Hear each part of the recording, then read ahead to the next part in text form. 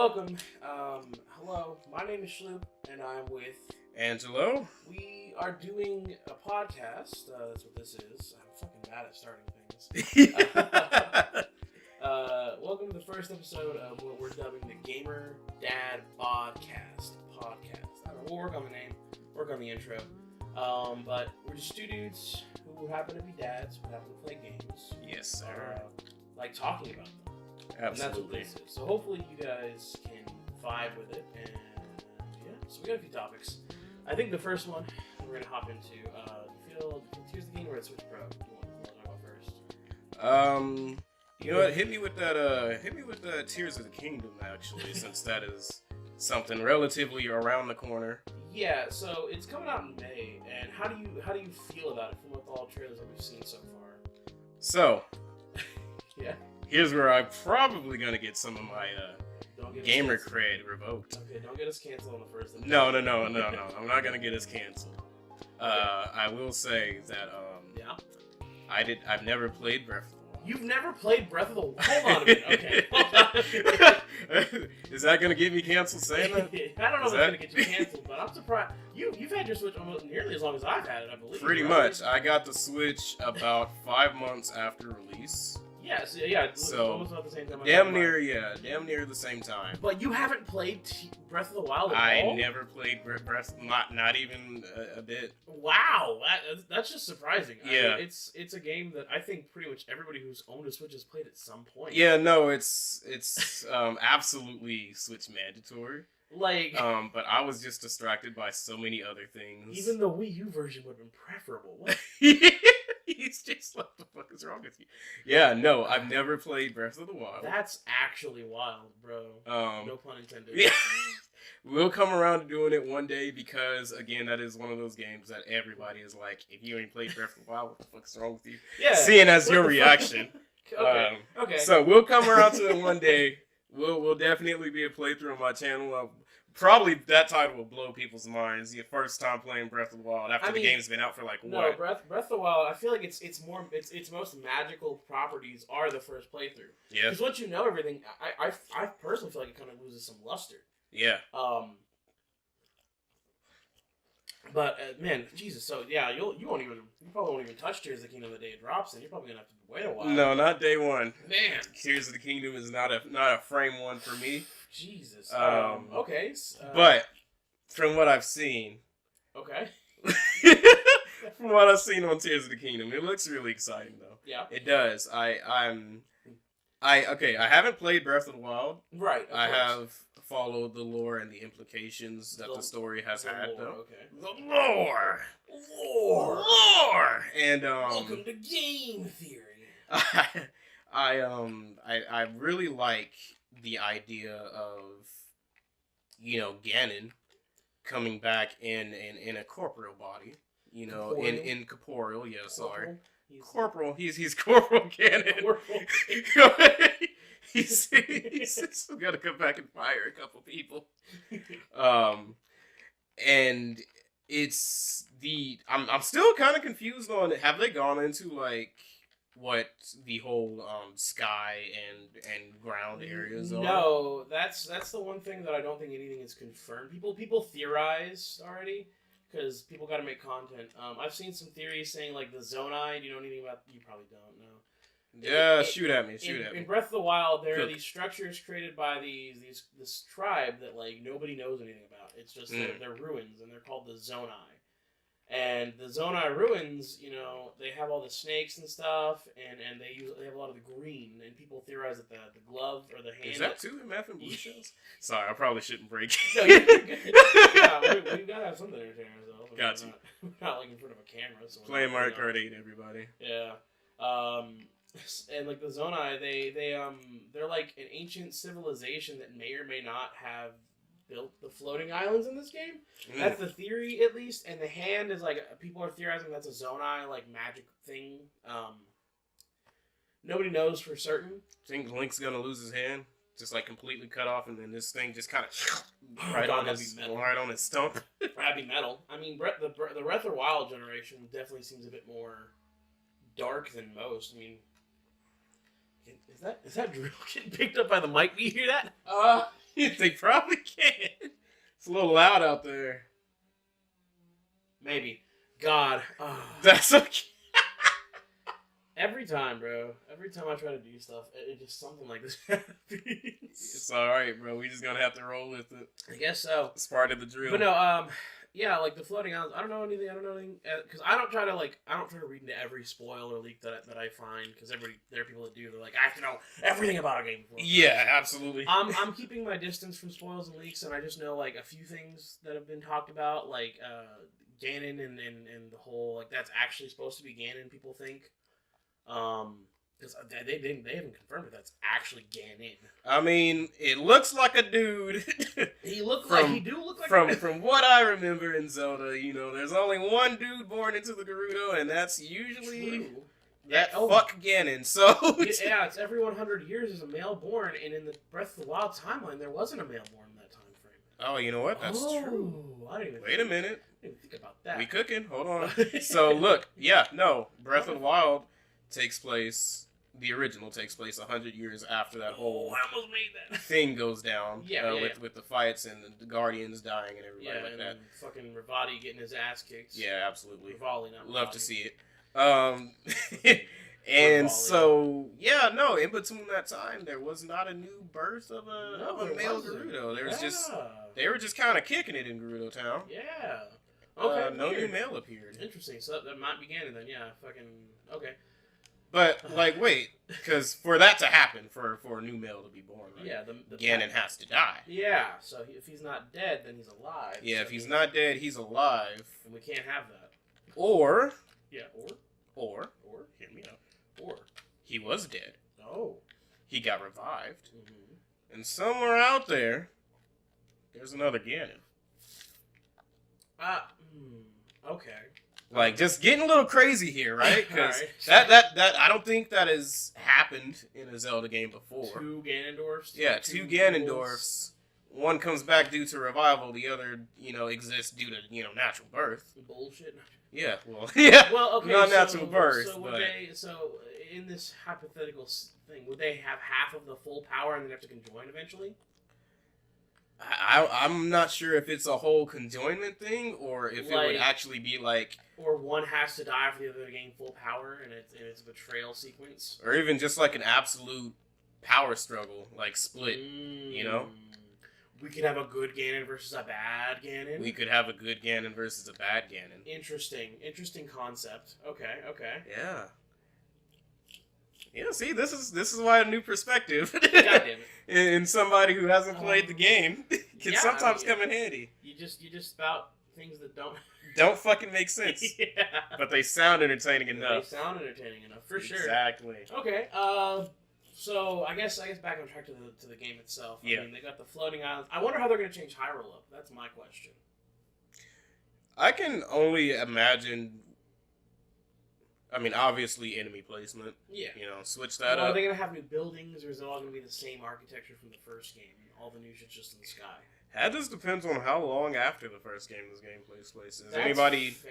Has anybody laid ground on that? Is there? No, not that I'm aware of. I don't know how long it takes place. Because say Link and Zelda beat Ganon, and 5 years later this game takes place. That's a lot of time for structures to be built. A whole town of civilizations to kind of come back. Yeah. Okay.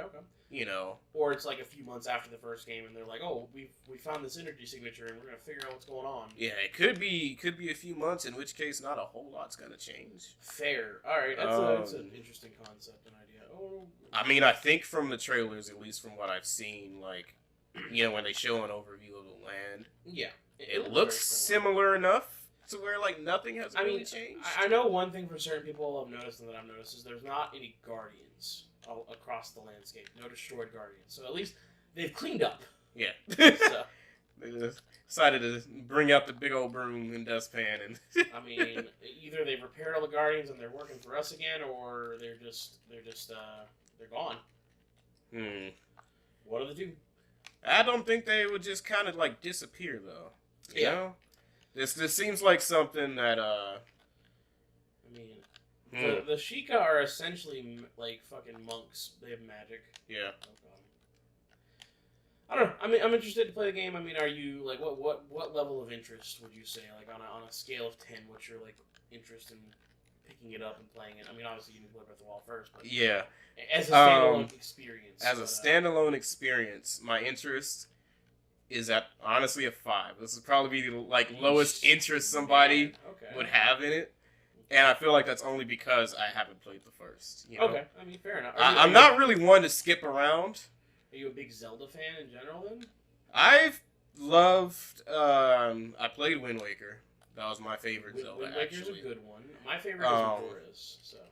That's a lot of people's favorite, Majora's Mask. I grew up playing the 64.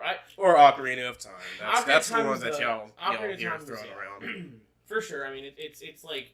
It revolutionized gaming. It's the best game ever made. Blah, blah, blah. So, you know what? Ocarina of Time was just okay. Ooh. And that's my spicy take. Yeah, no, that was real spicy. Holy moly, donut shop. Ocarina of Time is just okay.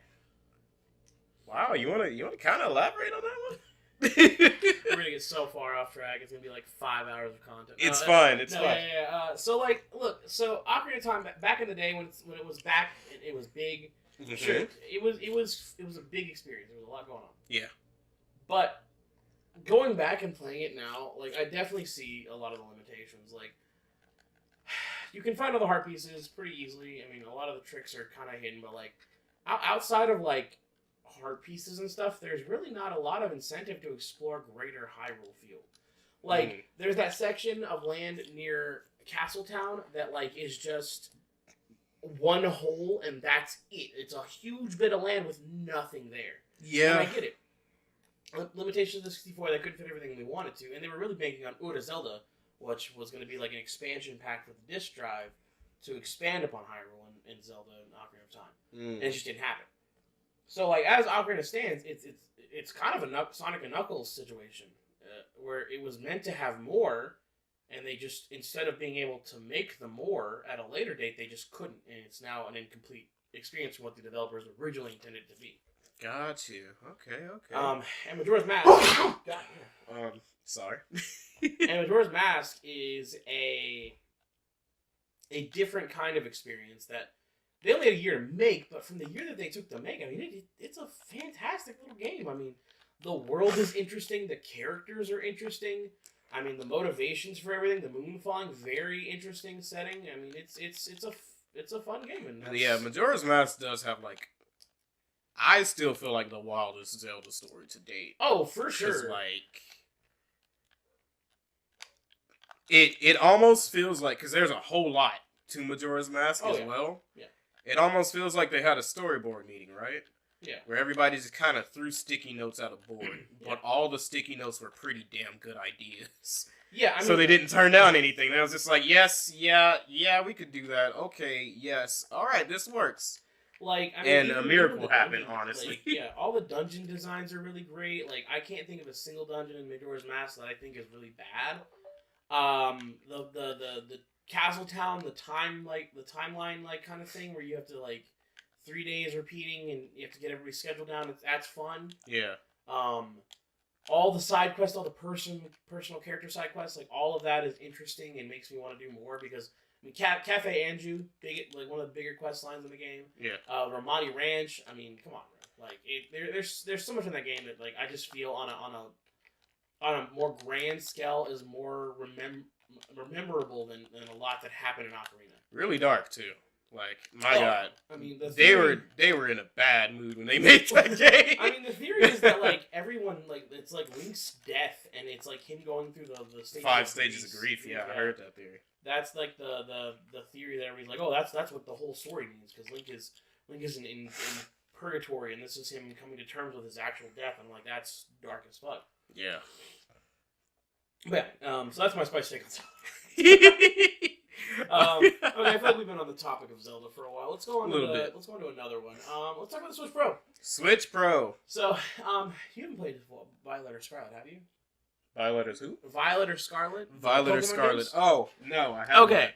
So, the Violet and Scarlet DLCs, when they were getting talked about before they got announced, there was a lot of rumors coming out. And there was this rumor on 4chan that got put on. Mm-hmm. And the dude who did it pretty much nailed everything about the DLCs, and he said that they were working for a graphics update for Scarlet and Violet to go along with the new model Switch.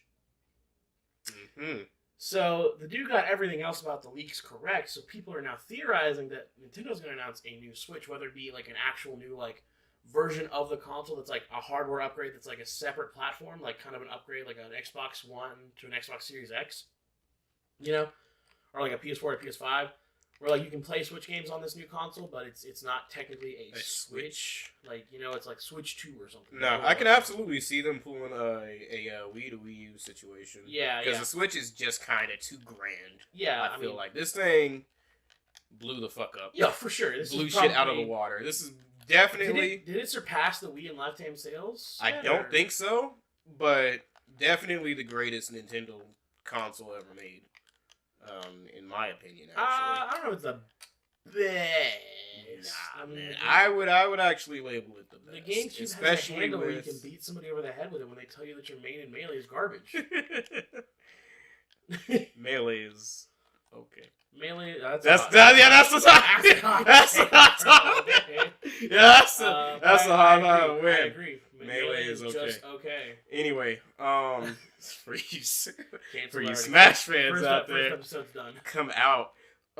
Anyway, no, in my opinion, I think the Switch is like the greatest thing they have created. They've done, yeah, in a long time. I wouldn't say it's my personal like best console by Nintendo. No, it's not even my personal best. My heart belongs to the GameCube all day. Even then, I feel like the Wii was such a phenomenal design in all of its aspects that it trumps it in my opinion. Oh yeah, no, the Wii is fantastic by like all standards and everything. Well, I mean, you got to think about it in the sense like the Wii was like it was truly a console for everybody. It was like the way the whole menu was designed, treating everything like channels, made it easy for people who are older to understand. Like I think in terms of like design philosophy, I think the Wii is overall a better design philosophy like kind of thing. Absolutely, and it brought motion controls. You know what I mean? It brought motion controls to gaming and exercise and all these other things. Yeah. But you know you can think about all that stuff with the Wii, and then apply it on to the Switch. I mean, you have less, you know, I guess direct accessibility with channels and stuff like that. But you have a console that has motion controls that can be docked for home and on the go. Mm-hmm. They brought that, you know, that 3DS fan base, that DS fan base that's been here for the longest and kicking it. They brought them over with the Switch Lite or just the Switch in general because you know it's fully. There are some people that only play handheld mode. There's a study that was done. Like I think overall there's more people who play docked than anything else. Yeah. And there's like it's like 60% people who play dock, 20% or 30% people who play handheld only, and like 10% that do both. Yeah, and I'm part of that 10%. that do both. I'm just better than everybody. Because I actually use my console in every way. Yeah, no, I do both too. It just depends on where I go. Why would you not use it both in handheld and in dock? I don't go anywhere. I don't do anything. Okay, and? Yeah. You don't take it to the bathroom when you shit to play fucking a round of Mario Kart? What?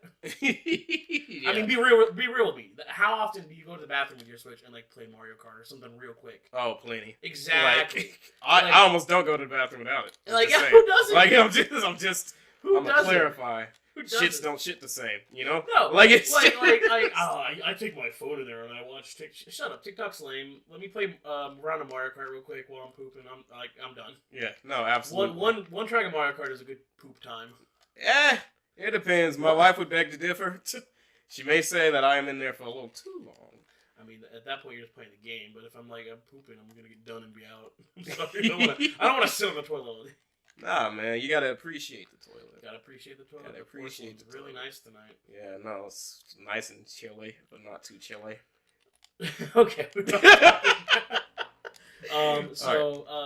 Switch 2, Switch Pro, Switch whatever this is gonna be. What would you want to see in terms of features, like something new? New to a Switch. Or a Switch 2, whatever. Yeah, like something that the base Switch doesn't have. I would actually like, and this is for the portable crowd out here, right? Okay. I would actually like for there to to be away. Trying to figure out how I want to phrase this. I feel like controller accessibility with the portable could be a little bit more. What do you mean accessible? Controller accessibility. So like, usually you're carrying out your Switch portable, you know. Yeah.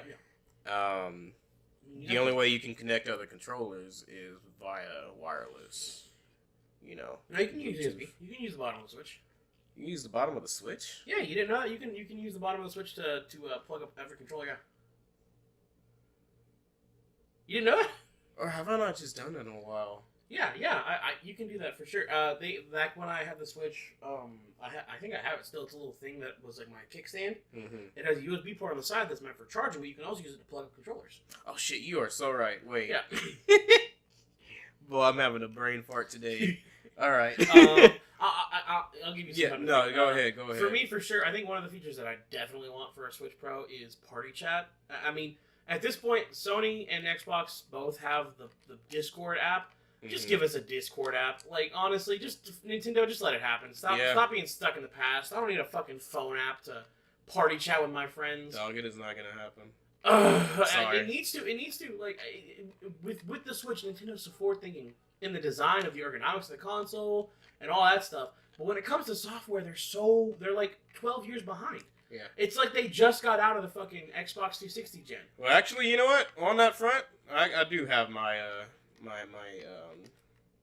I do have a thing that should be upgraded. Okay.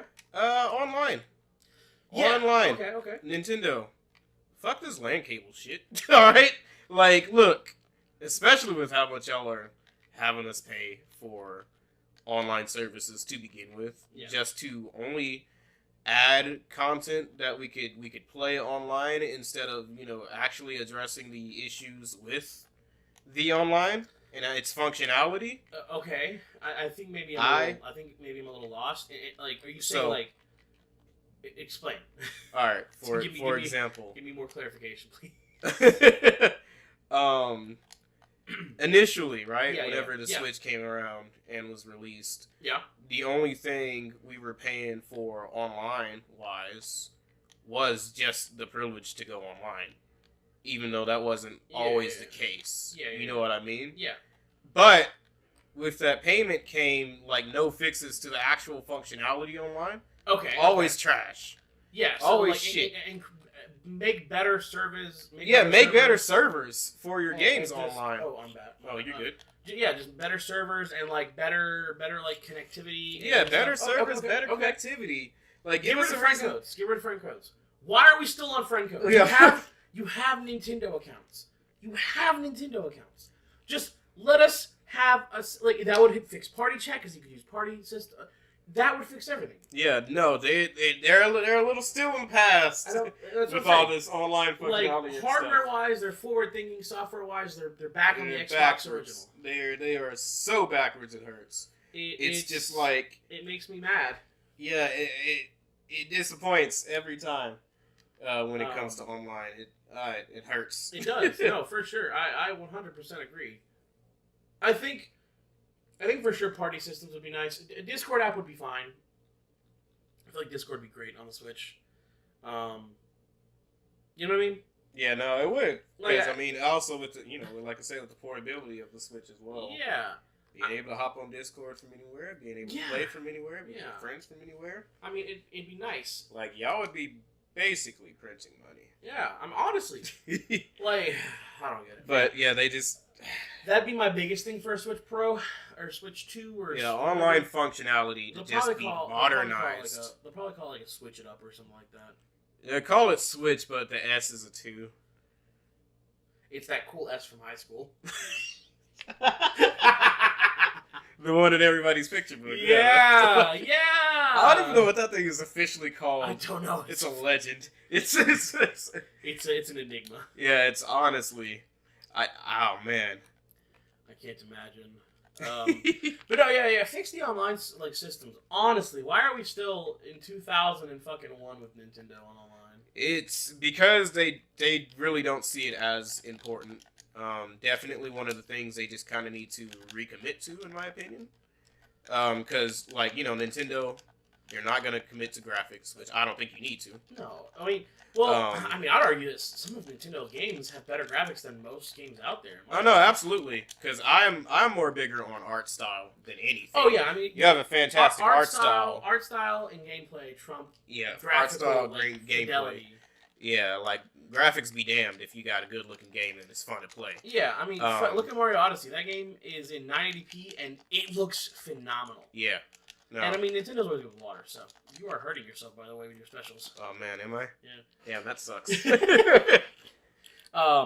Hector, you're not a master of the blade. You're a phony. He's a phony. A big fat phony. A big fat phony. I don't do my specials. But, yeah, no, so... Fuck, what were you talking about? Graphical fidelity. I mean, obviously, you want the Switch to have better graphics. Yeah.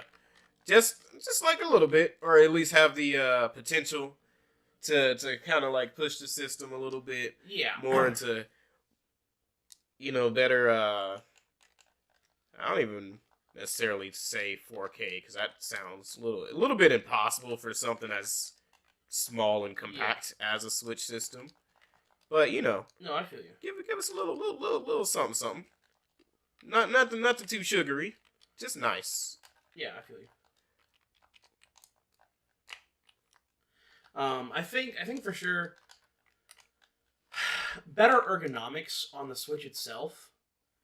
And what I mean by that is original base Joy-Cons, I think Joy-Cons are fine, but you need more official options, and I feel like one of the things that would really help is, and I have these big boy Joy-Cons, they're the Bing Bok, if you know. I think what would really help is if you could have official Nintendo, because they have the Power A fucking Fight Pad or whatever Pro, whatever big boy Joy-Cons. There should be a thing that snaps to the back of the Switch if they don't make the new one thicker. There should be a thing that snaps on the back so these controllers fit comfortably, because I'm holding them on the Switch like this. They have this big gap there. If I could have something that can edge that gap and make it run in natural, a little bit and kind of curve to your hands. Definitely be better in my opinion. Because the Joy-Cons are really small. Bro, I got big hands. Bro. Definitely designed for Japanese, kids Asian or, kids, because they hands. definitely run smaller. Oh no, for biologically, sure. Scientifically, whatever the hell you want to bring it into. Real quick break. I think I'm gonna swap to Smash. Go ahead, yeah. So that's understandable that they really kind of didn't acquaint for bigger. They do need to acquaint for bigger though on this next one. I mean, have you seen the Steam Deck? Yeah. So that's kind of what I'm thinking. It doesn't kind of have a little run-in on the back? I haven't really taken a good look at the back of it. Yeah, no, it's got a big grip on the back of it. It really, because the controls, it has that big grip. You got the back buttons like this does. Yeah. So it's very ergonomic from what I've seen. I haven't held one. I want to. Gotcha. Broke. So. Ain't that the truth? There's all of our problems right there, goddammit. But no, I feel like with the Switch Pro, ergonomics of the console itself, software improvements, party chats, online improvements, those are the big core things I really think that need the Switch to be worked on. Because if the Switch runs at 1080p handheld and then 2K docked, that's perfect for most people. Yeah. 1440p in the dock, realistically, everybody's oh 4K. I'm 90% of people don't even play in 4K. Yeah, no. It doesn't happen. I got a PS5, I still don't play in 4K. Well, because on the PlayStation 5 and Xbox, you get higher frame rates at 1080p. Yeah. You get 120 at 1080p. Why would you not want more frames? I am always frame rate. Frames are better than graphic. Definitely. I'll echo it to the fucking mountains if you have to. Frames are way better than graphics. I'm sorry. But those are the big things. 1080p handheld, 2K, 1440p docked, more than enough graphic-wise for the Switch. I mean, I think that's pretty much all the big things that I really want to see from the Switch. And we've had the Switch for 6 years. Yeah. And we still don't have themes. For the menu? Oh yeah, menu themes or anything. Bro, which is really surprising because Nintendo is usually top notch at that shit. At least some colors red, blue, yellow, orange, purple, green. Not even cut that. You know what? You just raised a really good point because Like I said, Nintendo is normally that company that will like make a theme for your menu. Like I would pay $2 for a nice Mario theme or a nice Kirby theme. Like I really did not think about that. Yeah, shit. That is nuts. Oh God, that is crazy. Wow. All right. Wow. Oh man. Yeah. Right. So, but yeah, I think that's everything we really want out of the Switch. Yeah. No, that's just about everything I want. Nintendo, if y'all want to be so bold and so baller, make it affordable. Yeah, make it like I would pay what $400 for a Switch Pro, maybe $350. Yeah, I'd pay $400, $350. Yeah, because I mean, they could definitely offer like different versions with different like memory amounts, and I think that'd be fine. I don't know about that actually. I think because that different versions, right? They accommodate. Yeah. But I feel like that would also just kind of widen the focus too much. What about like a dock or no dock Switch? So like the regular, like how we have the base Switch, but what if you just buy the Switch without the dock and it's $100 cheaper? I'd be down with that actually. Okay. That feels like what should have honestly kind of been the alternative to the Switch Lite. Yeah, like just buy a Switch without the dock. Yeah, because I mean, it's the same thing. on most fronts, it's the same thing. Yeah. For sure. So yeah, that sounds like a better idea. I feel that. I just don't think multiple incarnations with different amounts of memory and all that stuff. Yeah, I feel like we can kind of move past that. Okay. In a way, that's older console game design. What about like digital only Switch and it's even cheaper still? Like it'd be $150 cheaper than the big model that could take physical media. Because I don't know about you, but I download a lot of games on my Switch. Yeah, I've downloaded a good fair bit. I think I've got a 250 gig SD card on my Switch. Oh wow. Yeah. You are packing the digital department. I've only got 6 physical games. No, I was actually very physical with my with my Switch and my games. So I think. What would be the next move with Switch? Cartridges or? They're gonna have to stay cartridges. It just makes sense. You would think that, right? Well, I don't know how you can do a disc, and if they were to switch up the cartridges, the main reason Nintendo does the cartridges they would do is to do anti-piracy, and I don't think Nintendo's gonna swap to SD cards. Yeah, they are really concerned about that piracy shit, huh? So they're gonna stay with the cartridges. I just think that's how Nintendo's gonna approach it. There's nothing we can do about it. Yeah. Bigger. But I think that's all the Switch stuff. Let's go on to our last Nintendo-esque topic. Sure. The Mario movie. Yes. You've seen it a couple days before me. I kind of want to keep it a bit brisk because I don't want to spoil anything for anybody. Yeah, we'll keep it light. But overall thoughts. What did you think? 10 out of 10. Okay, 10 out of 10. 10 out of 10. I'd say 9 out of 10. Nah, I'd say 10 out of 10. We can definitely talk about character performances, like how good we thought they were. We can talk about how we feel if it's true to the games and stuff. Yeah. There's no specific plot points that aren't. Absolutely. We're not gonna do that to y'all. Although I feel like at this point everybody probably has seen the movie. No, it's breaking some pretty big box office records right now. It's the biggest animation release since not since there's still a movie that beats it. In a lot of categories, but for majority categories, it's the biggest animation release in a long time. Yeah, it's huge and rightfully so. Yeah. A great movie, lots of effort and love put into it. You can definitely tell. Yeah.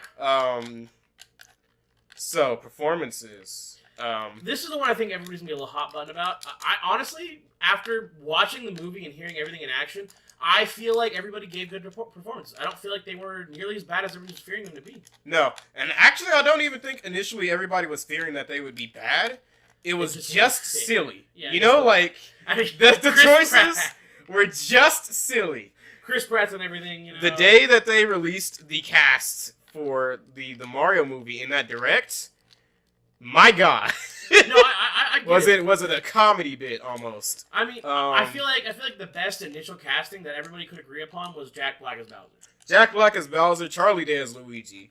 Was perfect. I don't know if I felt opinion. Charlie Day being Luigi was what I would have picked, but after hearing it in action, I definitely do feel that it's good. Yeah. No, it was actually like I wouldn't have thought it too. Just like nobody would have thought like Chris Pratt from Mario. Yeah. But it works better than what I think even most people would have imagined initially. Yeah. The only voice that actually didn't fit. No, it not even didn't fit because like I believe at the very end of the day, just like you, all voices fit. They were fine. The one that took immediate getting used to though was actually Seth Rogen for Donkey Kong. Yeah. I heard that. I heard him, talking initially, and at first he was like the only one who I've heard from the get and was like, it's gonna take a bit, but then after a while, I was like, okay, yeah, this is fine. This works. Yeah. Everybody else was great off the bat. Okay. Chris Pratt definitely. I really like Peach's voice actress. Anya Taylor-Joy. I don't know who she is or what else she's done, but she nailed that part pretty good. She's played on a couple of things. Actually, I don't know anything about her. Mostly live action though. Okay. I don't watch a lot of TV. I don't watch a lot of TV either, but yeah. So aside from voices. Definitely a lot of references that they threw in there. Yeah. They knew what the hell they were doing in the reference department everywhere. Like I said, I was like, I forgot who I was talking to about the movie with, but I was like, there are so many damn references in there that I think I'm going to have to watch it like 3 times over. I think it was me, actually. To catch it. In prep for this. Yeah. For the cast. And so, definitely reference heavy. Yeah, for sure. Illumination knew what they were doing. Oh, yeah. I feel like Illumination, they get a lot of flack for being the Minions guys, but I feel like they do good work. No, they do great work. And honestly, like Minions, as a characterization, that's a hard line to walk to make entertaining for a while. I mean, it's outside like, of kids, it's like Shrek originally. Like Shrek was really treated as the laughing stock of animation. And like everybody has even low key vulgar in some instances. But speaking of no, I should not go off topic. But stick on the Mario. Stick on the Mario movie. But what the fuck did this do? No. Yeah. In terms of music, fantastic. I was always catching musical references every now and then. 100%. Visual references. I like the pacing of the movie. I was really surprised by some of the appearances of characters and characters used in the movie. Spike was great. Mario's family? Yeah, Mario's family was a thing in there. Apparently Charles Martinet voices the dad. That's what I thought. I was like, Charles Martinet was somewhere in there. Well, he was Jumpman. Yeah, he was Jumpman. But apparently he was Mario's dad, too. I was like, what? Yeah, I noticed that the, end of the movie is when I caught that because he said something that particularly was like, oh, yeah, that's Charles. Gotcha. There he is. But no, fantastic pacing, fantastic settings. Jack Black as Bowser was definitely the best part of that movie. I'm not gonna lie. I feel like Jack Black was the best pick, honestly. Yeah, but it's Jack Black, bro. Jack Black he's absolute GOAT legend. For sure. There was never really gonna be any doubt that Jack Black was gonna be good at Bowser. In my opinion. Yeah. Jack Black is the he's the Jim Carrey of animated movies. Absolutely, I agree. That's a good analogy there. He's got such good performance chops when it comes to animated movies that I just think he can't be topped in a lot of cases, and I feel like he nails all the roles he gets. Yeah, he knows how to put his whole black back into it. You know what I mean? he does it to the 600% degree. So of the things that were shown in the trailer, how did you feel about everything overall, without spoiling too much of what actually appears in the movie? Sure. Can't comment on that actually because I didn't watch trailer. Really? Okay. No. So they showed off the Rainbow Road sequence. There's the sequence where Peach walks with the spear. They show the Toad interaction, the first interaction. That was a big one. Yeah. Luigi running away from the dry bones and getting in the cages. The Luma. The Luma, man. No, we can't even talk about the Luma at all. I feel like that would be He's in one of the trailers. He's in one of the trailers. Yeah. Does he say anything? Yeah. He does a little bit of talking. Not all of it. I think it's just the very first interaction that he says. All the right. Penguin King. How do you feel about Penguin King? Penguin King. That whole first sequence. I did watch that trailer. I watched the very first announcement one with the penguins, and that scene's still pretty much as funny as it is in the trailer. Oh yeah, he's just do you? Yeah, the super I do not. Game of Thrones freaking Penguin King, and them trying to be all serious just to throw snowballs is a great bit. But no, I didn't watch too much of the trailers. What I did see in the movie though, everything played well. Okay. It did. Though, if I have to say one thing about the movie, it did seem like they wanted to do a whole lot more than what was shown. So there's definitely gonna be a sequel. Yeah, no, I'm not even talking about sequel territory. I'm talking there seemed to be cut content. Well, what do you tons okay. Because the pacing of the movie was a little bit fast, in my opinion, especially in some spots. Not saying it was detrimental. But it felt like a little sped up. Maybe something was missing. Maybe something was supposed to happen here a little bit more. This was supposed to be I do definitely dragged feel on a bit. I do feel like there were some sections that felt a little too slow, and some that felt like we didn't get enough time with them. Yeah. I can definitely agree on that. But I mean, overall, I feel like the movie was fine. I guess the only thing I could say that was cut content was about the middle of the movie. Maybe a little bit that was missing there. I mean, it was a 2-hour runtime. 2 hour or 210-minute runtime, I think. Something like that. It was pretty good. No, it was a good length and everything. It just couldn't help but feel at some points in some cuts it was do you think there's gonna be a director's cut variant of it when the DVD or home release happens? Possibly. Okay. I wouldn't be surprised actually. I think Illumination has done that a couple times here and there. Okay. Yeah. So I think overall, I definitely give it a 9 out of 10. I mean, you've done a lot of your expressions on it. Yeah. Overall characterization of the character. I feel like after I watched the movie, I was really fine with a lot of the voices. They really I'll tell you what it really felt like for me. It felt like they were trying to redo the Mario movie from the 80s. Yeah, I remember you saying that. It feels like they took the premise of the original Super Mario Bros. Movie and they tried to make it more in line with what modern Mario is. Because back in the day, everything was kind of Wild Westy with video game properties. They were still an up-and-coming thing. Yeah. So now we know a bit more of what foundational concepts Mario has, and I feel like they tried to take the original movie and kind of rework it. Because Shigeru Miyamoto was very involved in this movie, and from what I remember, I think he was very involved in the original live action movie, wasn't he? I think so. Yeah. Because that's the thing. I feel like a lot of Japanese game developers do game development because they couldn't do movies. Hideo Kojima. Hideo Kojima definitely does game development. I feel like Shigeru really wanted to do movies at some point because he likes the idea of storytelling. I just don't know if Shigeru has storytelling chops. Not necessarily. Not after all these years of doing, Princess Kidnap, say Princess Plumber Boy, Star Fox. Star Fox is the key. He's tried to redo Star Fox 64 70 times. Yeah. And every time he does it, he's like, why does nobody play Star Fox? It's because you remake the same game and put in bullshit mechanics. Absolutely.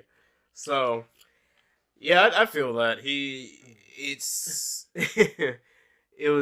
was definitely kind of on the lines of the older Mario movie that they made. They have the princess that they go find. They get warped to the other world. They find the princess. They have to come together. It felt very much like the old movie. Okay, so I feel like we're both in agreement with how the movie was. I mean, you gave it a little score than I did, but I feel like overall. Let me do my character. I keep bringing up character performance, so I don't finish it. Yeah. So I feel like Chris Pratt as Mario honestly was pretty good. The Brooklyn accents really didn't bother me as much as I think some people may have thought they would have. Yeah. I feel like overall, Charlie Day, Chris Pratt, Toad. I don't know if I really vibe with Toad as much as some people might. Yeah, really. I thought Toad was just kind of just fun. Nah, don't. Fucking call. He very much felt like cute mascot zone for the characters, which necessarily isn't terrible. I did not like. I wish she could have done more because we've seen toads do more, but they treat them like they're little like infants. In this movie. Well, like for the most part, you know, the greatest portion of Mario's history, they kind of were, you know, like they're kind of these like little infant guard dudes that kind of don't do their jobs too well. Yeah. So that you know, I'm not gonna fault the movie for kind of reverting back, especially considering this is basically origin story. I feel that. So I will say I really enjoyed Princess Peach's performance. The actress who played her, Anya Taylor-Joy. Anya Taylor-Joy. Anya Taylor-Joy. Okay. Anya. She did really good. What the heck? I feel like she did really good. Yeah. Jack Black, fantastic. Absolutely. I knew he was always going to be fantastic. It just was not up to debate. Yeah. No worries there. Charlie Day, fantastic as Luigi. Seth Rogen as Donkey Kong, I feel like was fine. I feel like he did a good job. It worked at the very end of the day. Who was the dude who played Cranky? Who was that guy? Oh, God, wait. Why is his name escaping me right now? He was on Saturday Night Live. I know that much. I can't think of his name. Why can't I think of his name? Gotta pull it up. Gotta Google it. We can Google it. Nah, it's fine. I will say though, yeah, I definitely enjoyed his performance just as much. I didn't go through. All right. But no, I definitely feel like all of the voices definitely were stellar performances. There is one scene I do want to talk about that I guess is technically spoilers because it was just such a good scene. Blue Shell. Oh yeah, Blue Shell in the Mario Kart. That's. I mean, okay. I mean, I can't necessarily say it's spoiler though, because I mean, you make a Mario Kart reference. Are you really gonna do that without the Blue Shell? Fair. You know, like there's some obvious references that happen in the movie, right? Because like you're like, this is this that they're referencing. Yeah. I'll say, shit. Maybe that's spoiler too. Wait, can I? Oh. So the Donkey Kong versus Mario, right? That was in some of the trailers. That was in some of the trailers. Not all of it was revealed though. Yeah. So. I really want to say that I was expecting a reference to happen there that didn't. Oh yeah. And that surprised me a little bit. Okay. But just something cheeky, not even like a character reference or anything like that. Just something like that. I was like, that feels like that could have been used as a reference and just wasn't because they didn't want to go full tilt in it. You know, I would have done it had I been in charge of making that reference, I suppose. And it feels like they missed that opportunity. Okay. I'm not gonna go into it. I'll go into it with you after because I still don't want to do like any type of spoilers in any way, shape, or form. Okay. But no, as a total package, I feel like it's you can watch that movie without being a fan and enjoy it. No, yeah, I feel like for sure. I think if I'm gonna be honest, I think it's gonna get animated movie of the year. I hope it does. I think it's a contender for movie. I hope it does. I think it's definitely a contender for movie. I feel like it's time for not only animated movies but video game movies as a whole to kind of catch a dub like that. No, I mean Sonic. Because they've been popping off. Sonic movie was great. Yeah. Sonic 2 was great. Sonic 3's coming. That one's gonna have Shadow. You know, again, the Mario movie, the Mortal Kombat movie wasn't half bad, like as we expected. The only movies that are really kind of lacking right now, I mean, the PlayStation Uncharted movie was kind of mid. Yeah. The show Last was doing really well. Last of Us is doing fantastic. Halo apparently. show was garbage. I don't know if you're not a Halo fan. Yeah, I'm not a Halo fan. That show was garbage. Was it? Was it that bad? Oh, you want to talk about it a tad? Okay, we can. I'll give it like 5 minutes. I'll just kind of explain my grievances. So, it's Master Chief is your typical like soldier, like I'm a badass and I do this and that. Yeah, he's not really the chief that we've known. It really felt like the showrunners just kind of made another show into Halo. Got you. Because like we see Chief's face in like the 3rd episode, I think. Oh, like nobody's seen Chief's face. Yeah, that's they showed in the show. I'm not even a fan of Halo. I don't even think if I remember. I don't even think it was a grand reveal. I think he just takes his helmet off and it's like just casual. Yeah. Like, hey, yo, what? And then he has a sex scene. I'm like, all right, all right, cool. Thanks, Chief. Well, to be fair, who wouldn't want to bang that man? I mean, look, have you seen Chief?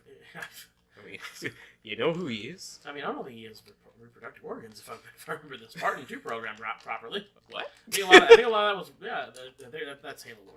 Oh. Yeah, it's people who obviously don't care enough about the source material. Yeah. And they make bad properties. Yeah. I think that's why the Mario movie is so good. It feels like people who made it were fans of it. The Sonic movie, while it initially looked bad, fans came together, bullied the company, and then they made it to good content. Yeah, it looked better, and that's why I think The Last of Us is good, is because it's such a broad-reaching, like, casual IP that, like, you really can't, fuck with it too much and make it bad. Not more than they have already done. I mean, look, I'm not paying $5 billion. I'm not paying for 1 million copies of The Last of Us 1. Yeah. When PS6 drops, Last of Us Part 1 remastered. It's remaster, the remix of the remaster. Bro, Dream Drop Distance. In this game, 3.5D. In this game, Joel's actually fucking 20 years old, and he's the love interest for like 3 different characters for some reason. It's like the 30-year-old Ellie. They reversed the roles. Ellie's the adult and Joel's the young teenager, and he's gay. And Joel's certainly gonna pull out a Keyblade somewhere in the next. I would honestly a Kingdom Hearts universe of fucking Last of Us would be fucking raw. You just see like a Disney character get their fucking neck bitten into. That'd be cool as shit. Don't no, Donald. Like, just the Donald scream. Oh. The one time Donald using Zeta Flare would make sense. Oh man. But we gotta end this before we go off way off the rails. We already have. Can you not grab me one of those? I guess not. So no. The last big thing to talk about, and this is not Nintendo related. Yeah. The Activision Blizzard Microsoft purchase. All right. Pop off, man. Have you followed it at all? You know anything about this? I do not. Educate me. So, if you haven't been following, this has been like big gaming news for the past year. So, Microsoft wants to buy Activision Blizzard, which would give them ownership of Overwatch, Call of Duty, WoW. I've heard of that bit. Everything that Blizzard owns, especially even King Candy Crush. So, Microsoft would own all of that. And Sony has gone to the CMA, the British Commercial Marketing Advisory Board, I think is what they are. And basically, it's been a big hoo-ha, blah, blah, blah, about Microsoft owning a monopoly. And, whether that's true or not, I mean, I feel like Tencent has a bigger monopoly over video games at this point, owning Riot, owning, Bluepoint, and a lot of other, not Bluepoint, they own a... I want to really discuss monopolies when Disney is a thing? I mean, yeah, Disney is on stage. I mean, I'm just saying, even in the gaming world, it's like... But in terms of, like, gaming properties, like, people are saying, like, oh, if Microsoft buys Activision Blizzard, Microsoft's going to own a monopoly that PlayStation can't compete. And I would argue differently. I think PlayStation can definitely compete. PlayStation will always be able to compete. Well, they're like, oh, we don't have a first-person shooter to go with it. I'm like, you had Resistance. You had MAG. Like, the last time I owned a PS3 was, PlayStation with PS3. That was my last PlayStation. And I feel like a lot of PlayStation IPs on the PS3 era were fucking bomb. Yeah. A lot of good PlayStation games start on PS3. I mean, their main ones, Last of Us and God of War, start on PS3, or PS2 and PS3. PS2, yeah. At least God of War. Last of Us 1 was PS3. Yeah. But, like Infamous, that's one of my favorite franchises of all time. Fucking... Sly Cooper series is in dormancy. Their last big game was PS3. Yeah. You got, they brought back Ratchet and Clank. Resistance was the big one. Killzone, they tried with PS4, but they messed up somehow. Yeah, I don't know how the fuck you messed up Killzone. Of all things. Bring back Parappa. Rhythm games are really big now. They could redo the PlayStation All-Stars and not make it garbage. Yeah. Like, Sony's got a lot of IPs that they just don't do anything with because they're not, big blah, blah, blah, we're sad realism people and we have to have politics inserted into everything, which... First of all, Sony has been stepping on their own toes for the longest time, in my opinion. Second of all, you don't need an IP. You don't need to copy every IP to compete.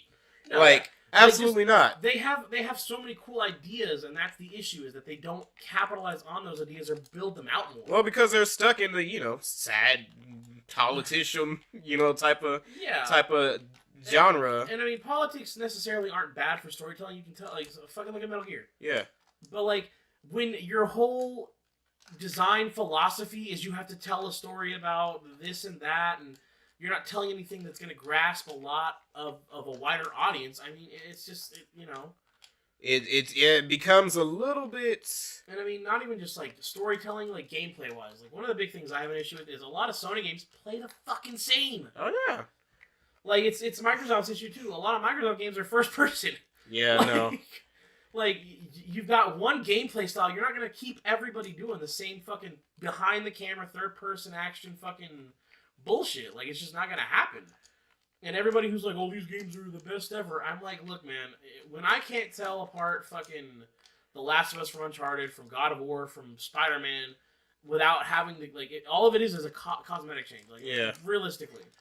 Like, it's all behind the back. I mean, Spider-Man probably would be the most original game out of the ones I listed because it's Spider-Man. Yeah, it's a little functionality different. But, like, Ghost of Wolverine Tsushima is probably going to play like Spider-Man without the webs. Tsushima, Last of Us, Uncharted, God of War, Days Gone, all are third-person, behind-the-shoulder action games. 2 of them are zombie games. 1 of them is an RPG with God of War, and then fucking Uncharted is fucking Nathan Drake male Tomb Raider. Yeah, pretty much. Like, solo Call of Duty. Not even solo Call of Duty. With a little bit of climbing here and there. Not even Call of Duty. Call of Duty feels a bit more like... Like Call of Duty Black Ops Cold War had an interesting story idea with the whole like espionage, aspect of it. And then Modern Warfare is just like, oh, we're soldiers and we've got to stop the bad guy and we've got to do whatever means necessary to do it. They're very military. But like Uncharted's like, I'm a goofy guy who raids tombs and I fight other dudes. Like, I mean, don't forget he's handsome. He is handsome with short brown hair, a little bit of stubble. Yeah. But like I think overall, like just in terms of interesting properties, I think Sony has a lot that they could be using. Yeah, no, they certainly do. But they're kind of stuck in. Yeah, they're stuck in their current. It feels like a loop. Yeah, almost in a way. And I want them to do more. Like I don't mind The Last of Us. I think The Last of Us story is good. I just don't like the gameplay. And like the Ghost of Tsushima and Days Gone and Spider-Man. And this is going to ruffle some feathers. They're basically Ubisoft open world games. Yeah, long story short, especially Days Gone. Jesus Christ. God. No, even Spider-Man. Spider-Man has a lot of, like, nothing missions that do nothing. Yeah. That, like, it just... I don't mind open worlds when you do it good. Yeah. Like Breath of the Wild's big issue was there wasn't a lot going on the map when you look for shrines. And GTA 5 has the big open world, but, like, I mean, the solo player, it feels full, but when you play in the online, it's not full.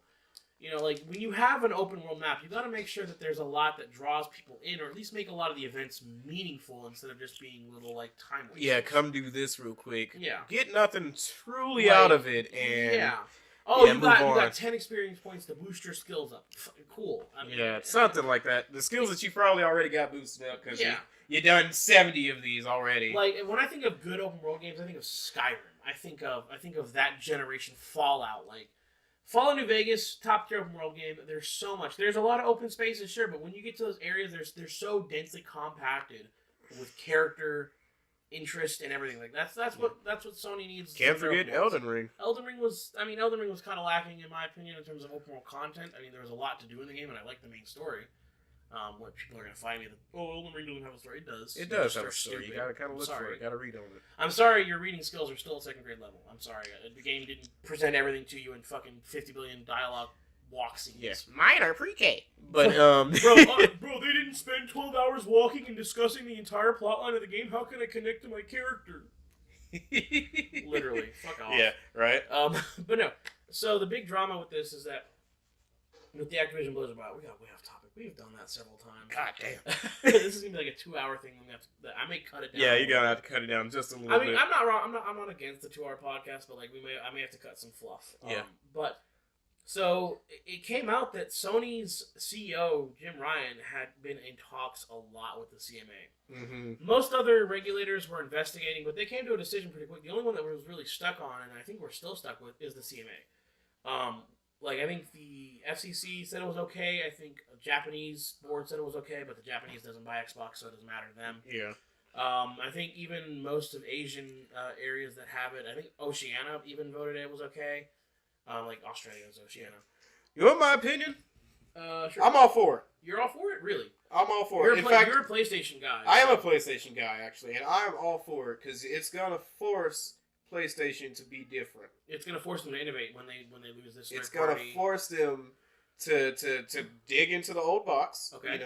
Maybe bring back some IPs, do something new. I feel like PlayStation has been sticking to what they've been sticking for because it's been working for so long. Right. Well, and they're afraid to invest in different in case it fails. Well, yeah, I mean, like, the people argue, Microsoft, the big argument is like, Microsoft is just buying IPs instead of building them up like Sony does. Mm-hmm. And my argument to that is they paid for all Square Enix to be exclusive.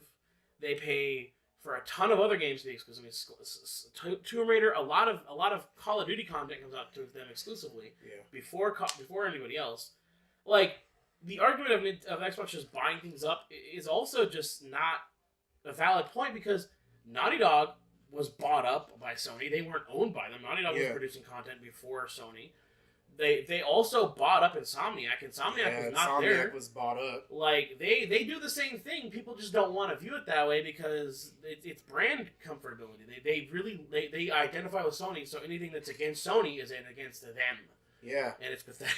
It is. And that's, like I said, it's just, Sony has just been safe. Like, I don't blame them for being safe because safe makes money. No, I mean, if it makes some money, stick with it for sure. And but it's boring. Yeah, it's boring. It's boring now. Sony is hella boring now. It's the same thing with Xbox. Like, my issue with Xbox is there's a lot of IPs I love. They just don't fucking do anything with it. Like, Halo Infinite launched really well, but they don't do anything with it. Yeah. Gears of War the 5 came out a while ago. They could have made a new Gears of War by now. That would have been cool, I guess. I'm not a Gears fan. I fucking forgot about 5. Yeah. My buddy plays 5 to this day. Yeah. I'm like, all right. I'm not against Gears. I'm not a huge fan of it myself. Xbox owns other IPs that are really cool. Like, they showed off Fable. Where is Fable? Mm-hmm. Where is Fable? Phantom Dust, they re-released the original Xbox game. If you ever play Phantom Dust, it's a really cool game. Mm. They could make a new Phantom Dust. They own that IP. They own a lot of IPs. They own Rare. Why not make a new Banjo-Kazooie? Like, he's in Smash. That would have been the perfect time to work on a new Banjo to capitalize on that hype. Absolutely. Like, oh my god. Again, they are both companies are playing it safe. Yeah. They are playing what they are paying into what sells. Yeah. What everybody they think is looking at and I was like they guns. Yeah. Guns, clues, a little bit of fast-paced action, and boom, you got yourself. Yeah, I get it. It's frustrating. So another thing that I think is really telling of the situation is Sony's CEO Jim Ryan came out and said without Call of Duty, Sony will fail. And I'm like, what does that mean? So it came out, apparently some of their biggest games are funded by the Call of Duty deal that they get. They get a cut of money from Call of Duty due to the licensing deals that they have. Really? So I guess Call of Duty potentially not being exclusive, because I mean, the thing is, Xbox has promised that Sony is guaranteed to have Call of Duty for the next 10 years minimum. Like, they've offered them that deal. So it's guaranteed minimum that they keep it on that platform. And I'm like, that's a pretty fair deal. They don't have to do that. And even then, I mean, when you look at things that Xbox has bought, Xbox is really good about letting their games come to other platforms. They are. They funded Cuphead. That's on everything. They funded Ori and the Blind Forest and Ori and the Will of the Wisps on multiple platforms. Yeah. They fund Minecraft. They own Minecraft, and that's on everything. Literally everything. You could open a fucking Pringles can. That thing probably is Minecraft. Yeah. No, that's the thing. I feel like Sony kind of trying to be stingy. Like, because, I mean, they're first of all, Sony is already an extremely stingy company. Yeah. Xbox plays pretty nice, normally. I think the thing with it is, I think Xbox is looking forward in the sense of, like, Xbox is trying to be a service with Game Pass and everything. Yeah, they're trying to be a service. So they're not trying to lock themselves to hardware exclusively. Because Microsoft owns PC. They own Windows, so that's a majority of the gaming market right there. Yeah. In terms of that platform. I mean, like, it's just, I feel like Xbox is playing the game of, like, eventually, we're not even going to have a console. You can play it on your fucking phone. You can stream it when streaming actually gets worth a damn. And people already play hardware with their PCs. I feel like PC hardware is not going to go away. I don't think we're ever going to get to a point where people aren't going to want to have, personal hardware. Yeah. And I mean, I feel like Xbox will still sell consoles. It's just not going to be their main focus. Yeah, that's probably true. Like I feel like Sony's still trying to fight the console battle when Xbox is like we're doing something we're beyond that now. Different. And I can see that. Because like I mean, Sony copied the Game Pass with the PlayStation Plus, which I've heard from multiple people that it's not even comparably worth it. Not like, too much. No. PlayStation, there's different tiers.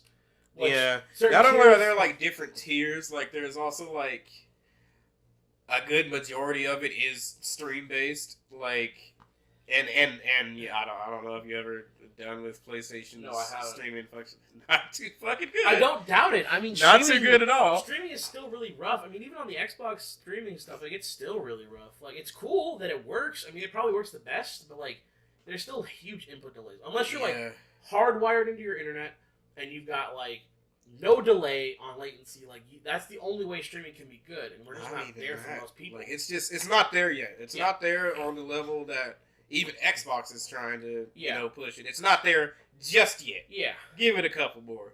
But so yeah, it's the PlayStation Plus. No, yeah, the pass thing is ass. So it's just it's really rough on that end. But like that's. But yeah, I say go for it, Microsoft. Please, actually, I hope.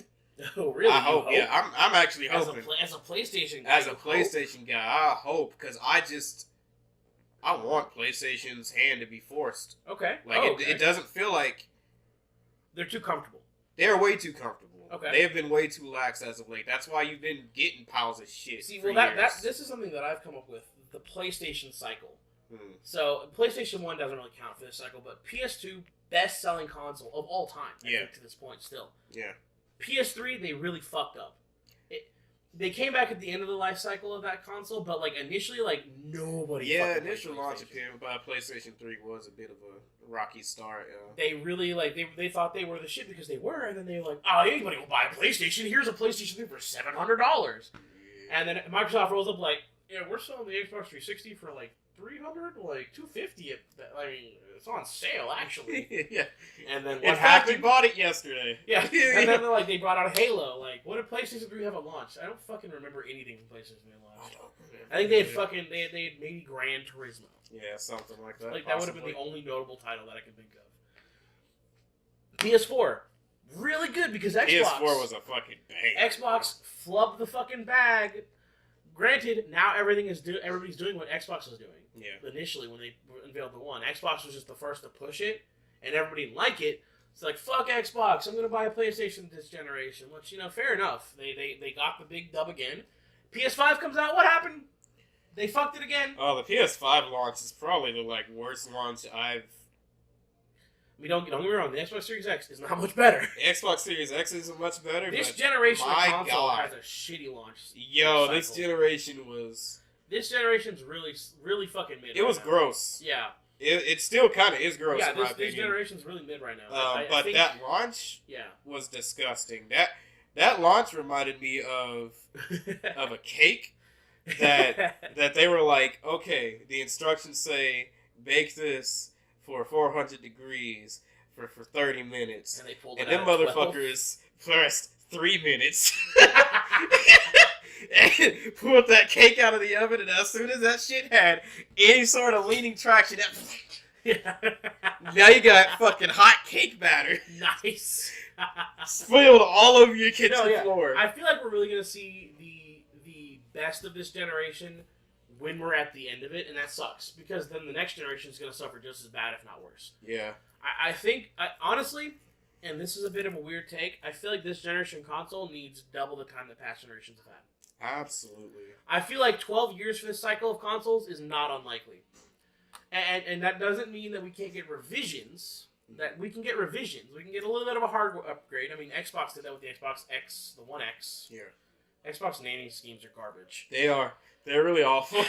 I talked about that one, brother. I was like, how did we go from Xbox to Xbox 360 to Xbox One to the One S to the One X now to the Series X. To the Series. Oh my god. I'm just like, look, Xbox is kind of with naming their consoles. They're kind of like that kid in the back of the class who used to draw on the desk. Yeah. I think he was really cool, and it was just like, no way. I mean, I will say, out of all the consoles in the modern generation, I think the Xbox Series, that's the little white box, is my favorite, just because it's so small. Yeah. He's just a tiny little guy, and I love that. He's a tiny little guy. But no, they definitely... I feel like that's a job I can apply for. Yeah. And pull out some better naming for these fucking consoles.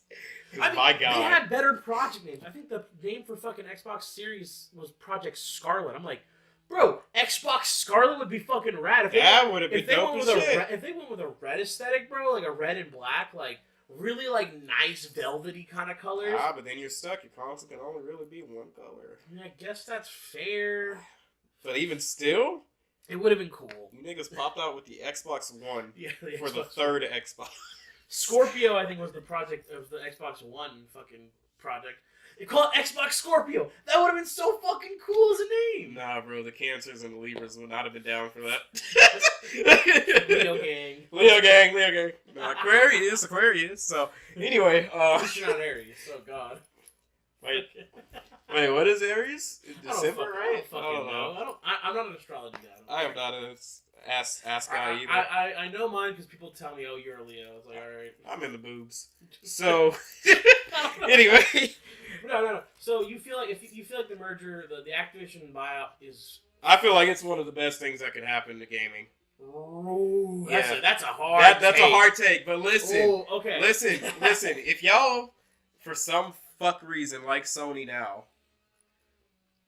imagine Sony if they were to put in an effort. That's all I gotta say to that crowd that's out here that's so iffy on that merger. Because this merger would force them to put in an effort. They cannot continue as they are. I think a lot of people say that Xbox isn't putting any effort, which, I mean, Xbox enough. is not putting any effort in most degrees, sure, but like you raised that point, I think they're trying to not be a console company. Yeah. Like, not too much anymore. They're shifting on, if anything, they're shifting more to, like, PC and phone. Their service, and service. So, this merger, I feel like, would definitely light a fire under Sony's ass because they can't rely on what they already had too much. You know what I mean? Yeah. They lose that reliance and that comfortability, so they have to start going hard a little bit. And I want Sony to go hard because I want Sony, I want Xbox, I want Nintendo, I want all of these companies to do banger shit. There is nothing that I love more as a gamer than when a company does something hype as hell. And I want that to happen. But with Sony being so comfortable with so many years, that's not going to happen unless they are forced to. I feel like this move here would kind of, I'm not saying it's gonna push Sony to start coming out here and coming on stage, but I'm saying this will have them like thinking in the back of their heads. They're gonna be concerned and having to start, you know. So one thing I do want to bring up really quick in regards, some people have said that Sony should buy somebody, EA. How do you feel about that? Because EA has Battlefield. EA has a lot of different properties that are very similar to what Activision puts out. Mm-hmm. How do you feel about Sony buying EA in response to Activision Blizzard being bought by Microsoft? Because I'm all for it. Honestly, I am. I feel like if anybody's going to wrangle in EA, because EA's been known to have shoddy releases, poor business decisions in terms of games, really forcing microtransactions, I feel like anybody can ring that in. It's Sony, but my concern is all sports games, Sony will make those exclusive. Yeah. And that's the big issue, because EA works with a lot of different sports games. EA works with tons of different sports games. FIFA being one of the biggest in the planet. Mm-hmm. I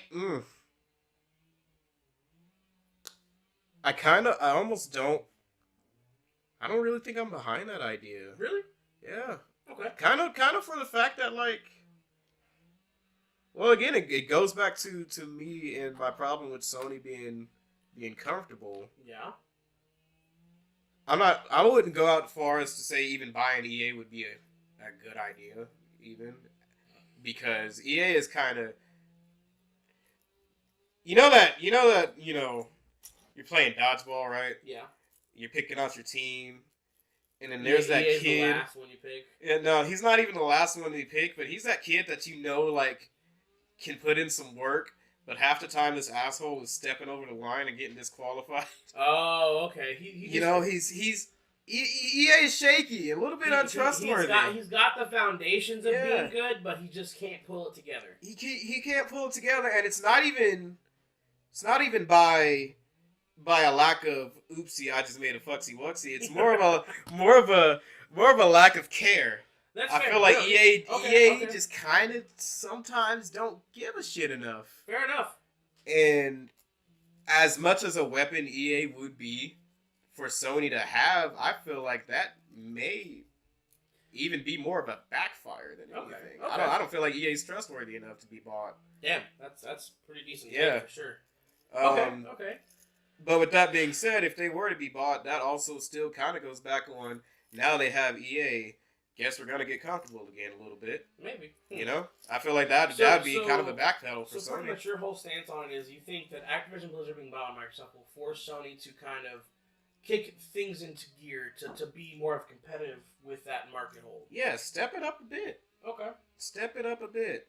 That's all I want from Sony. Honestly, I want them to step it up. I would say so. So I've listened to a lot of what you said about it. So in my opinion, the merger. My issue with the merger is that Xbox has already got a lot of IPs. Yeah. That I would like to see them focus on. Yeah. They own Halo. They own Doom. They own the Elder Scrolls. They own Fallout. They own all these cool, really good IPs. I mean, granted, we're getting Elder Scrolls 6. Yeah. At some point. Somewhere. Starfield for the Xbox is coming out soon. We got Redfall because they own Arcane. They've got a lot of cool stuff, but like the core Xbox IPs don't really get a lot of love. Yeah, and well, here's the kicker, again, on Xbox buying. You think they can give some IPs to these companies and let them work on them? Not even that, as well. But if Sony was to, due to this merger, dig deep, maybe start digging up some of their older IPs. Xbox is going to see the love for that and then be encouraged to do the same with their own. I mean, maybe. Like I said, they own a lot. I mean, they own tons. We're getting Perfect Dark again. Yeah. That's why I didn't list. They're making new Perfect Dark. That's hype. Yeah. But like Banjo-Kazooie, fucking Conquer, give Halo the thing it needs to be good. Mm-hmm. Like there's a lot that they can do better, and like that's my issue is that. Buying a company like Activision Blizzard, you've got teams of people that already make games that people buy tons of. But your base audience, the reason people buy a lot of these consoles and buy your services for, kind of get left in the dust in that idea. Yeah. Like, that's my concern, because I love Halo. I'm a big Halo guy. I love my Halo. Infinite plays really good. We just aren't getting content. A lot of 343 dudes left the company. Mm-hmm. From the rumors, apparently, 343 working on Halo is a skeleton crew because they're making the next Halo because Halo Infinite flopped. And I'm like, no, you make the game good. Give people a reason to come back. Look at Fortnite. They brought out the UE engine creator. Everybody's playing Fortnite again. Mm-hmm. Apex Legends. You have a few seasons of lull. Bring it back big. Like you don't leave it to rot. You bring it back. You know? Well, Halo Infinite was honestly a victim of the times. Yeah. Flops really don't give chances anymore. Yeah. They don't want to work on a project. Funny enough, actually, they don't want to work on a project in an era where projects get worked on long term. Simply because of its nature. Halo Infinite being fast-paced first-person shooter. They released that. See how it did. By the time they're gathering their shit on how that did, the next 3 first-person shooters, fast-paced, are out, and everybody's hopping on board. Well, I mean, to that end, I mean, the thing is, like, sure, there's a lot of FPSs that come out, but, like, to this day, there's nothing that plays like Halo. Yeah. Like, and that's where they should focus. They should make it. They should focus on Halo. Make it the best Halo experience because, like, Call of Duty doesn't play Halo. Fallout doesn't play. Nothing like fucking Battlefield doesn't play like Halo. Like Halo is such a monumental franchise for FPSs. Like it's still got its old arena shooter like roots. Mm-hmm. From the Xbox One or the Xbox original. I can't say Xbox One. Xbox original Halo Combat Evolved, Halo 2, Halo 3. they were arena style. Yeah. And there was no gameplay because that's just how first-person shooters won. There was a whole lot of sprinting. Call of Duty popularized sprinting. And then, like, honestly, Halo 4 flopped because they tried to copy Call of Duty. Didn't work. Why would you try to copy a whole different type of game? Keep your system going. Yeah. Halo 5, honestly, I feel like Halo 5 was one of my favorite multiplayer experiences of all time. Purely for the fact that the game played really nice. The Warzone mode in that game, which I think they call it Warzone, like it was like this team-based like building up. So like each team like took objectives and built up their points. And as a player, you would build up your own points. And that would give you access to these cars and let you like do, you could pull power weapons. And that was a whole fun system. So like the better you were doing, the better you kept doing. But you could also come back because once you got to those higher point tiers, you could pull out your own big ass power weapon. You know, that game was really fun. I played Halo day one, every day up until Overwatch came out. Yeah, like that was a lot of Halo. So, from what you're saying, Infinite just kind of seemed like it lacked imagination. Well, no, some of the map design is really good. And I like the way the game plays. Like, the abilities, like the grapple hook, the shield, all of that is really cool and really fun. The issue is that, to this day, they've only officially released, like, made by the team, like, I think 5 maps since launch. And we've had the game out for a year almost. Oh, man, it's getting the fighting game tournament. Well, I mean, releases we got Halo Forge, and Forge is a big Halo thing, so, like, there's a lot of Forge community stuff being added, but there's also a lot of game modes we're missing. Like, we still don't have Infected in Halo. We don't have Griffball. You know what Griffball is? Fucking Griffball is like a Halo staple. We don't have Griffball. And I don't know whether that's due to licensing issues with Rooster Teeth or if they want to distance themselves from Rooster Teeth with... Because I don't know if you don't know anything about Rooster Teeth right now. I know shit's hitting the fan. Yeah, that's really fucking bad right now. Yeah. So they may be trying to distance themselves from the Rooster Teeth property, so Griffball may not be the name anymore, so they may want to like change up the name or just distance themselves from the concept entirely, which... lame. I love Griffball. Griffball's fun. You know, it really feels like Xbox wanted to push the game out, sell it, and then that was it. Because, like, the campaign was open world, which was fine for the most part. The mini missions across the map were okay. But when you get those big story beats, it felt like old Halo. Because you had that old Halo feel in those main missions, and I wanted more of that. You know, they set up the next game in the story. That's cool. I'm fine with that. The big bad, she's revealed, and you kind of beat her, but her plan comes to fruition anyway. Yeah. I like that. They kind of just skipped over what happened in Halo 5. Like, the whole thing in Halo 5 was Cortana was evil, and then she kind of got dealt with off-screen. That's not even a joke. Like, literally, like, Halo 5, Cortana gets control of foreigner technology, these Guardians. They're like Halo rings. But they're, like, just militia, like, this big military force. So, like, instead of being a one-time, like, fire the weapons and they go dormant kind of thing, the Guardians are police force machines. So the Halos are meant to wipe out all organic matter with some backed up so that life can restart. Gotcha. The Guardians are, like, a big policing force thing. So, like, she was just going to take all the Guardians, like, if you don't comply, I'm killing everything on your planet and everyone you love. Wow. That was her plan. Halo Infinite comes around. Cortana's gone. What, like, you don't know what happened because Chief wakes up. Like, from what I understand, the initial story is, like, he starts out with this pilot who's, like, pretty much the main character of the game, like, of the story. Like, a lot of it's focused around his initial interaction with Chief. Yeah. He finds Chief in space because he's trying to pilot a ship to get away from the combat. The big ship, the Infinity, is gone. I don't know if anybody knows where it's at or if it crashed. I don't remember if it crashed. It might have crashed. And Chief's like, we gotta go back down there. And the pilot's like, fuck that shit. And he's like, well, you don't have a choice. Chief's it up, you know? Yeah. And then they find this new AI who is apparently just an older version of Cortana. Like, they remake Cortana. Not Cortana. So, not Cortana. The way Cortana was made is she's literally a brain scan of the chick who made Chief. So, like, Halsey, she's a scientist. So, Cortana's a brain scan of her. Her AI is the most advanced AI that the humans have ever produced. Whole bunch of shit. Apparently, of course it'd be a woman. This new Cortana. Yes. Okay, I don't know what that means. Don't worry about it, bro. Don't worry about it. This new Cortana, she's essentially like a younger version of what Cortana was. So she's a bit more naive. She's more playful, you know? She doesn't have everything under her belt like the original Cortana did. So she's a bit more humanizing for Chief. And I feel like that's where they're trying to take Chief as a character, trying to humanize him. He's spent so many games being the perfect soldier that they're trying to kind of like Chief, you can rest. You know, like that feels like what the arc has been for Chief in the past few games. It's like he's finally coming to terms like he's a super soldier. He's this god among men, but he's not a god. You know, he has his limitations. You know, and I really find that interesting as a character perspective for Chief. Yeah. While it doesn't change the fact that Chief still bosses the fuck up. Yeah. He still beats everybody's ass, but it does show that like every enemy some enemies he has to get creative. He can't just power through them. He's still got that human ingenuity in him, you know? Yeah, type I got shit. you. I figure. So I really want we got off topic again.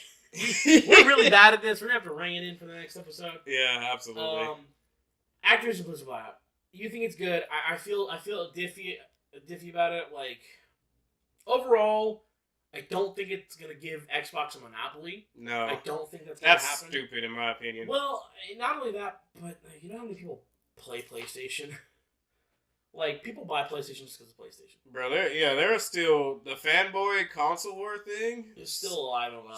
Sadly, still alive and well, yeah. in my opinion. Definitely one of the things that I wish would just die already. I mean, but. With that being said, people gotta justify their purchase. They're like, my console's better than yours because I get this game. And, your games are bad. Yeah, no, I hate that. Like, I absolutely hate it. Yeah.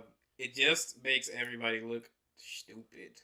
Yeah, I mean, if you want my honest take, I feel like PlayStation is the casual pick. Out of the two platforms, I feel like PlayStation's bought because it's a PlayStation. More people are familiar with PlayStation as a brand overall. Mm-hmm. And that's why they pick PlayStation, because they know it's a PlayStation. They're like, oh, PlayStation was good in the past, so I'm going to buy PlayStation this time. It's going to be great this time. And then they have to vehemently defend themselves, because that's what our society is about. Brand recognition. If you got to associate yourself with a brand. Yeah, you know? I suppose. I mean, think about how many people buy Jordans. I mean, you're wearing Jordans right now. You're wearing Nikes. Think how many people you know that swear by Jordans as a brand. I stole these from my sister's cousin. Actually, I mean, not my sister's cousin. I stole these from my wife's brother. I'm stupid. Yeah, no, these are not even my Nike slides. They just happen to be on my feet. But no, think how many people swear by brands. People do. Brands is definitely a thing, and it has always been a thing in gaming as well. Yeah. And I think that's where a lot of the console fanboy comes from. But yeah, I feel like just in general, I feel like it's not going to create a monopoly, but I don't think it's necessarily going to be best for Xbox the brand, for the initial games that they make. Yeah. No, long story short, PlayStation is being big baby mad. For no reason.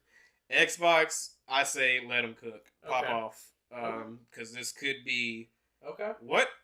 It could be what this gaming environment needs. Interesting. In my that's opinion. an interesting take. Okay, cool. Yeah, no, pop off, Microsoft. Okay. Yeah. All right. Well, I feel like that's pretty conclusive then. Damn. Well, this has been a bit of a roller coaster. I'm gonna have to check the length of this recording. I'm pretty sure you're about to clock in about 2 and 2.5 hours. Probably. So I guess I'll clean up the audio, try to make it concise so there's not as much rambling that I can deal with. I'll go home. I'm cooking tonight. Yeah, so we're gonna record these probably every Wednesday, and I think I'll upload them every Saturday. I think it's a safe day to upload. Because it's gonna take me some time to cut through audio. Yeah. Just a bit. And we'll try to keep this up at least once a week. I don't think we're gonna do any more than that. Maybe once a month if we need to. We can put out an episode a month. We can record multiple episodes, but we can put out one a month. One a month. Maybe. We'll see how the flow feels as time goes on. But for a first try, got a little rambly. Fun though. Really fun. I feel like there are really hot takes. Oh, there are some extremely hot takes. You are very opposite from me. It seems like on some of them for sure too. Oh yeah, well you know. I feel like I was trying to be a little more fair over everything. You were just like, fuck it. Here. Oh man. I'm gonna throw some shit to the wall and just kind of see what people smell. Oh no, dog. I plan on being really aggressive about my views. Cause so the dynamic's gonna be you're the extreme and I'm the middle. Yeah. Okay. Look. I'll be reasonable. If I can smell what you smell, step on what you step on. Okay. That's the thing. But okay. Oh no, in this day and age of especially gaming, my God, do I have some pretty spicy takes. Okay. And I mean, along with just me and you specifically, we'll try to get other people in as well to kind of get some different takes with different topics. That Absolutely. We know some great people. For sure. I feel like y'all would love to have on this show. Overall, I think it's gonna be fun to do. I hope that we can keep up with it and kind of be consistent with it, because that's the killer of all content. When you can't be consistent with it, I'm struggling from that alone. I've got so much recorded that I need to edit out and push that I just haven't. I'm getting through it now, but it's just motivation sometimes dies off really hard with real life. Well, here's the good thing about podcast and especially like news related and opinion related and all this other type of stuff. News is always happening. New things are always happening. New things are always developing.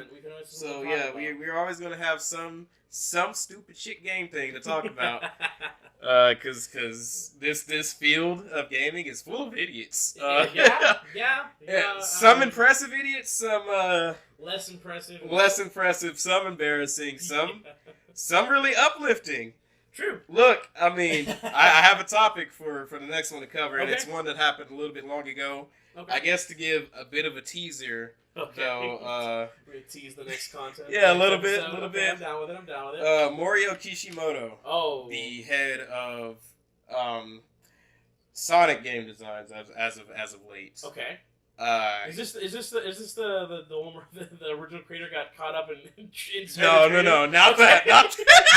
No, that's funny as shit, but it's not that. Okay, Morio Kishimoto, he's recently done one of the more respectable and strange things that I've seen game designer do in quite some time. He went on Twitter, and long story short was just like, I think I heard about this. Yeah. Questions, have at me, and was like 600% transparent. He said and did a lot of interesting things in those. In those sets of tweets that people were asking him and stuff like that. So I definitely want to dive into that in more detail for sure. Yeah, not only more detail, but what that actually means as for the industry as well. Because this is definitely an interesting move. Okay. I could conversely come because the developer of The Last of Us, Neil Druckmann, had some stuff to say on Twitter that I feel like were pretty hot. Yeah. That are kind of opposite of if Kishimoto came out and was really transparent and kind of just nice with the community. Yeah. No, they were just chopping it up. Okay. Even down to like some confirms, some ideas. Okay. Like it was crazy. Okay. Like the amount of stuff he said was damn near crazy. Neil Druckmann, guy who is I think the story lead for Naughty Dog, right? Naughty Dog, yeah. He came out. He was talking a bunch of shit. Really? Yeah. Oh, wow. Bunch of drama. Okay. I don't know how long ago some of it was. I know that it got brought up recently. So I'd definitely be willing to talk about that. Gotcha. In contrast to the Kishimoto, for sure. But let's wrap it up. Let's wind it down. We got the next 5 minutes to go. Kind of wind down. Yeah. Okay. Just so we can kind of get any last minute really big quick thoughts out the way. Yeah. I mean, you want to just quickly scroll through topics and we'll kind of do like a recap? Yeah, slight recap, right? Yeah, we can scroll through. So the first topic, Tears of the Kingdom, I feel like we both kind of got concise on that. Yeah, I got as concise as I could. we're both excited for the game, but with reservation and willing to see where it goes. Yeah, that's the bigger part that I'm on board with. Ready to see where it goes exactly. And then the Switch Pro, we both agree that Nintendo needs to bring some really kind of big changes if they do make a new hardware console. God. For sure. Yes. And then the Mario movie, I feel like we both said was really good. I'd recommend it. If you haven't seen it, go watch it today. Absolutely, go watch it. Bring the kids, bring the family, bring the grandmas, the grandparents. Honestly, everybody. It's a movie for everybody. Grandma will sit in the movie theater and be like, "Is that damn goddamn red overall wearing what is his name, Mort?" Yeah, no, bring her. She'll love it. I don't know why Grandma sounds like Grandpa, but. It's 2023. And then the Blizzard drama. You said you're all for it. I am all for it. I'm a little hesitant. All right, those are really different kind of takes than I was expecting. Honestly. That is fun. So yeah, that's what it's about, boys. First episode of the Gamer Dad-Bod Cast. Is that really what we're gonna? I think we're gonna have to workshop it a little bit more. Hell no. Okay. We're sticking with it. The All Gamer right. Dad-Bod Cast. Let's go. I love it. GDBC. I'm your first host, ShloobGoob. You can catch me on YouTube and Twitch.com. I'm trying to stream a little bit more regularly, and I'm trying to upload more regularly. If you want to see more stuff from me personally, you can check me out on those platforms there. ShloobGoob, ShloobGoob. And I am your second host, AltimateAngelo. You can catch me in your dreams. Nah, there's gonna be content coming real soon. There's gonna be content coming real soon. I'm so excited to actually do my first playthrough. I'm going to be joined by my wife, actually. We're doing a little game called Blanc. If you guys are interested in watching us do that, yeah, it's Blanc, B-L-A-N-C.